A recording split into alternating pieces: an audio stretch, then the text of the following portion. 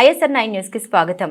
Police కస్టడీలో ఒక ఎంపీని హింసిస్తూ ఆ దృశ్యాల్ని సెల్ ఫోన్ ద్వారా ముఖ్యమంత్రి చూసి ఆనందించాడంటే నాకు నమ్మకం కలగలేదు. నన్ను జైల్లో పెట్టినప్పుడు కూడా అక్కడ సీసీటీవీలో ఉండడం చూశాక నమ్మాల్సి వచ్చింది. అసలు ఇలాంటి దుర్మార్గులు ప్రపంచ చరిత్రలో ఉన్నారా అని వాకప్ చేస్తే ఒక్కడున్నాడు.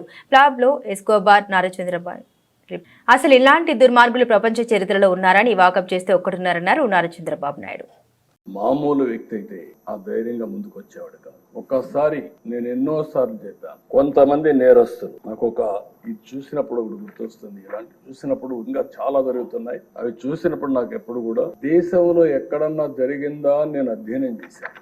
ఇక్కడుండే శాసనసభ్యులు 5 కోట్ల ప్రజలు కూడా అర్థం చేసుకోవాల్సిన అవసరం ఉంది. రెండోది ఆయన విషయంలోనే కాదు, నా విషయంలో కూడా జరిగిన తర్వాత నా అభిప్రాయాన్ని ధృవీకరించుకున్నా. నేను జైల్లో ఉన్నప్పుడు నా రూమ్ లో కూడా సీసీటీవీ కెమెరాలు పెట్టి నేరుగా వాచ్ చేయాలని ప్రయత్నం చేశారు ఇక్కడి నుంచి, రిమోట్ నుంచి. అదే ఈయన విషయంలో కూడా ఆయన్ని కొడుతూ టీవీలో సెల్ ఫోన్ లో ఆనాటి ముఖ్యమంత్రి చూశారని వారు చెప్పే పరిస్థితికి వచ్చారు. అది ఆ రోజు నాకు నమ్మశక్యంగా అనిపించలేదు. కానీ నా విషయంలో ఎక్కడైతే నన్ను జైల్లో పెట్టారో ఆ రూమ్ లో కూడా సీసీటీవీ కెమెరా పెట్టి నేను ఏ విధంగా ఉన్నానో వాచ్ చేయడానికి ప్రయత్నం చేశారన్నప్పుడు నాకు నా అభిప్రాయాలు కన్ఫర్మ్ అయినా. అది అయిన తర్వాత నేను చాలా సార్లు ఆలోచించాను, ఎక్కడన్నా ఇలాంటి వాళ్ళు ఉన్నారా, ఎక్కడన్నా జరిగిందా ప్రపంచంలో అని అడిగితే ఒకే ఒక వ్యక్తి దొరికాడు. ఆ వ్యక్తి కొలంబియాలో ఎన్నో ఏళ్లకు మునుపు కాదు, 1980-85 ఆ ప్రాంతంలో ఏదైతే ప్యాబ్లో ఎస్కోబార్, అతనికి ఇతనికి కరెక్ట్ గా సరిపోతున్నాయి